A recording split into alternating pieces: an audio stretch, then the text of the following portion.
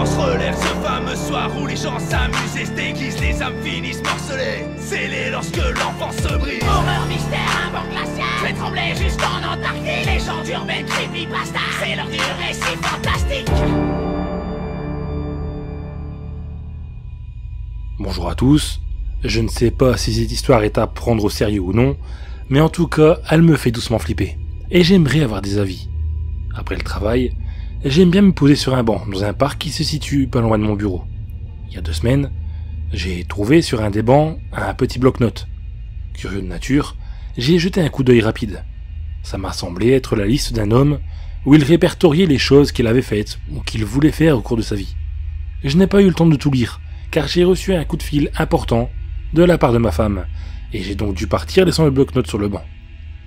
Le lendemain, je suis repassé devant ce banc, tout en sachant très bien que la liste ne serait plus là.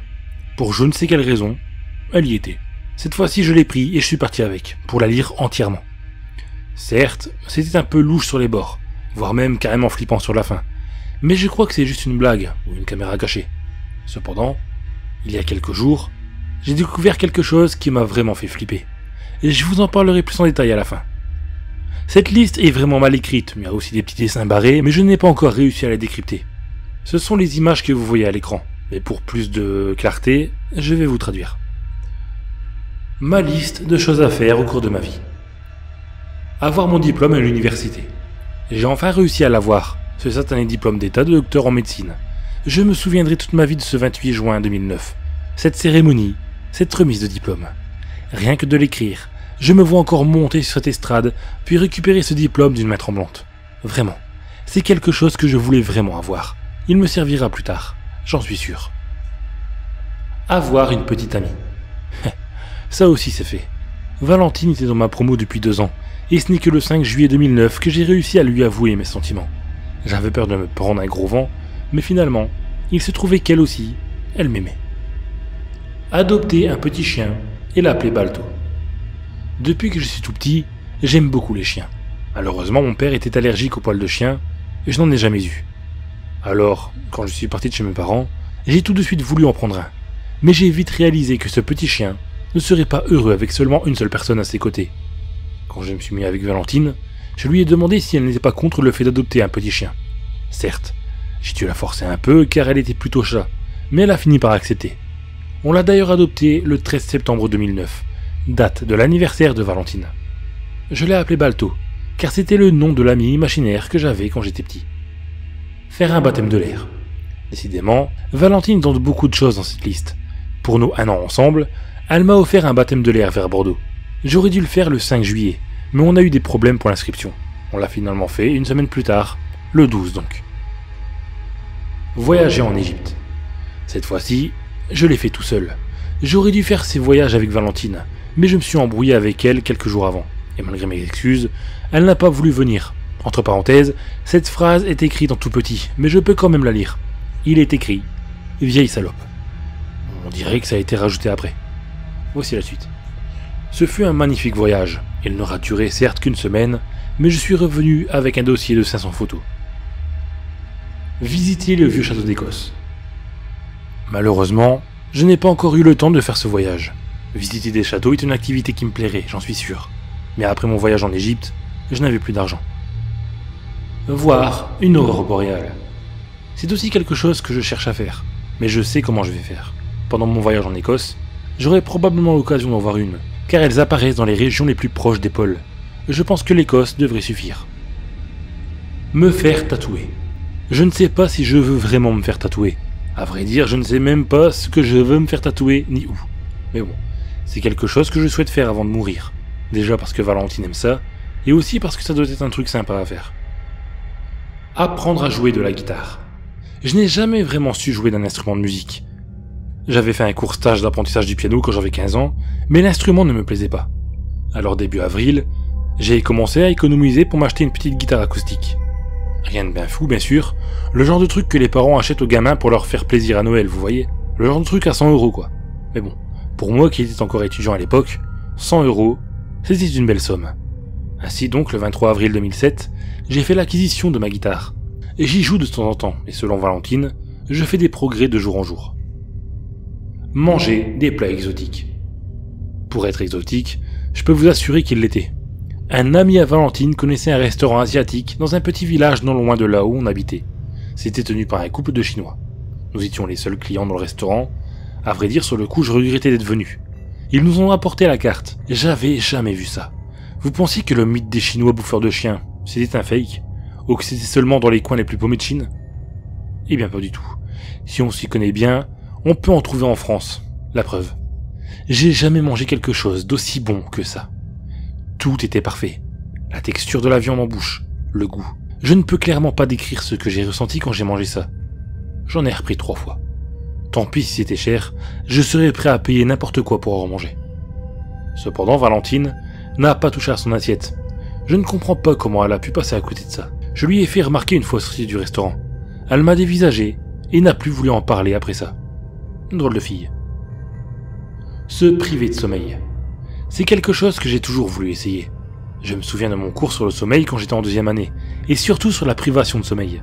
Ça concernait les symptômes de cette privation, et les séquelles. On nous avait passé une petite vidéo, qui récapitulait les étapes jour après jour. J'ai vraiment été passionné par ça. J'ai cherché des informations là-dessus pendant près d'1 semaine, et sans jamais vraiment oser le faire. J'ai toujours voulu essayer de tenter l'expérience. Mais maintenant, avec cette liste, je me suis dit que ce serait con de passer à côté de ça et de crever sans savoir ce qu'on ressent quand on se prive de sommeil. Alors, il y a quelques jours, alors que Valentine était partie bosser dans son coin, j'étais seul à la maison. J'avais 1 semaine devant moi. C'était largement suffisant. Je suis allé dans notre chambre, j'ai fermé les rideaux et les volets, et je me suis assis par terre. J'ai suivi les techniques qu'on nous avait montrées.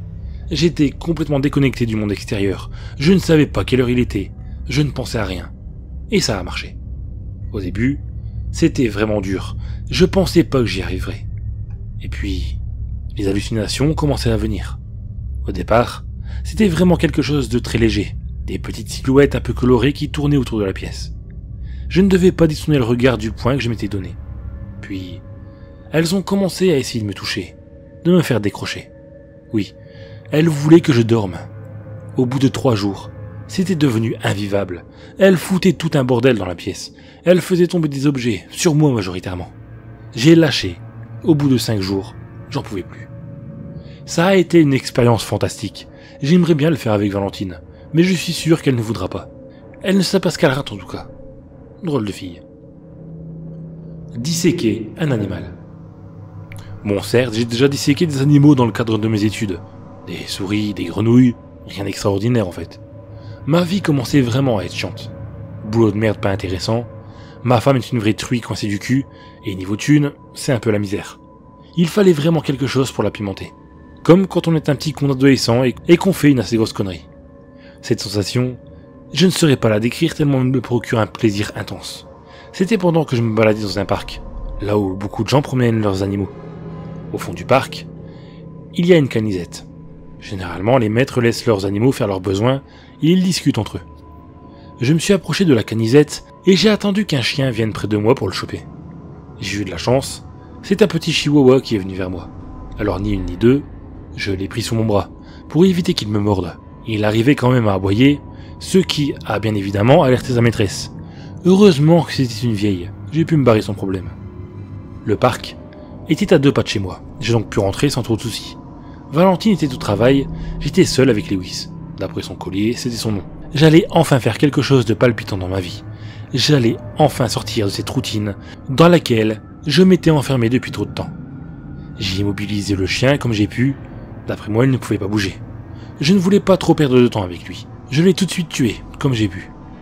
Puis je l'ai disséqué avec des instruments que je ramenais des fois du travail. J'ai un peu tout vidé en fait. J'ai placé ce que je considérais comme intéressant dans un petit tupperware. Alors que je finissais ma besogne, j'ai réalisé à quel point ce que j'avais fait était crade et inhumain. Puis Valentine est rentrée. Elle a vu les restes du chien sur la table, elle m'a vu couvert de sang, et elle est partie chez sa mère.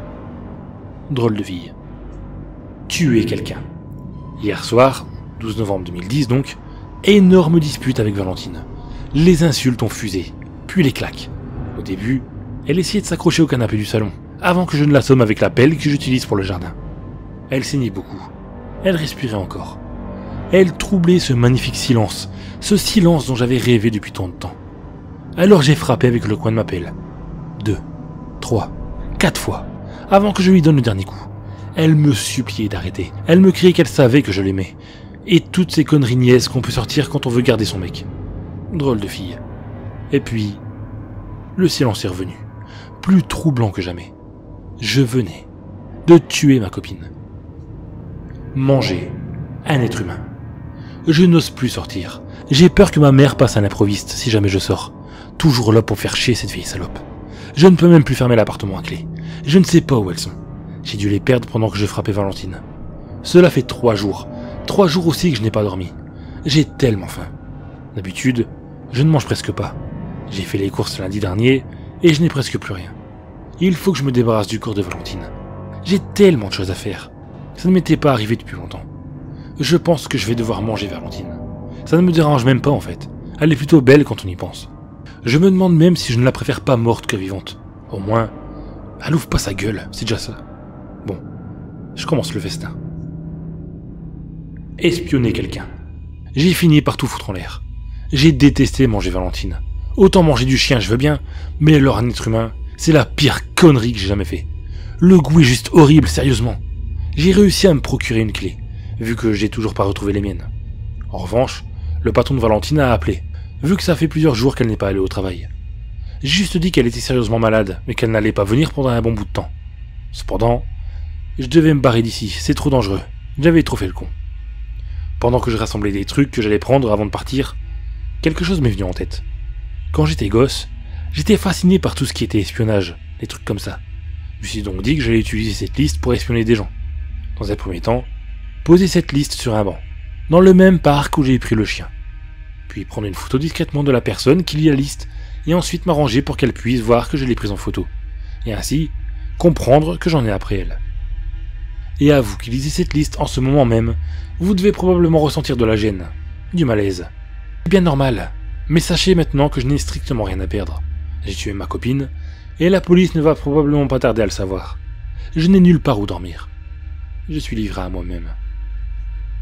Voilà, pour finir, je voudrais revenir sur ce que je trouve le plus flippant dans l'histoire. Vous vous en doutez, j'ai longtemps cherché la photo en question dans le bloc-notes. En réalité, j'étais plutôt heureux et soulagé de ne pas la trouver. Cependant, il y a quelques jours, alors que je relisais la liste une énième fois, j'ai pensé à quelque chose. Ce bloc-notes est protégé par un épais protège-cahier, complètement opaque. Et je n'avais jamais eu l'idée de regarder dedans pour voir si la photo s'y trouvait. Je me suis longtemps maudit pour avoir eu cette idée. Effectivement, elle y était. Voici un scan de la photo. Bien entendu, c'est moi. Vous le voyez, je suis sur le banc, dans le parc. Je crois qu'il a pris la photo de derrière un buisson, ou quelque chose comme ça. Elle date du jour où j'ai trouvé la liste, et y ai jeté un coup d'œil rapide. Et croyez bien que c'est sérieux, hein. Je vais pas m'amuser à falsifier des preuves. Là tout de suite, je sais juste pas quoi faire. J'ai bien évidemment pensé à porter plainte, mais je suis quasiment sûr que les policiers ne trouveront pas ça assez sérieux pour prendre ma plainte en considération. Du coup là, je suis un peu dans le brouillard. Je sais pas trop quoi en penser. J'aimerais bien croire au fake, mais je pense que ça va un peu trop loin pour être une simple blague. Je voudrais bien savoir ce que vous en pensez.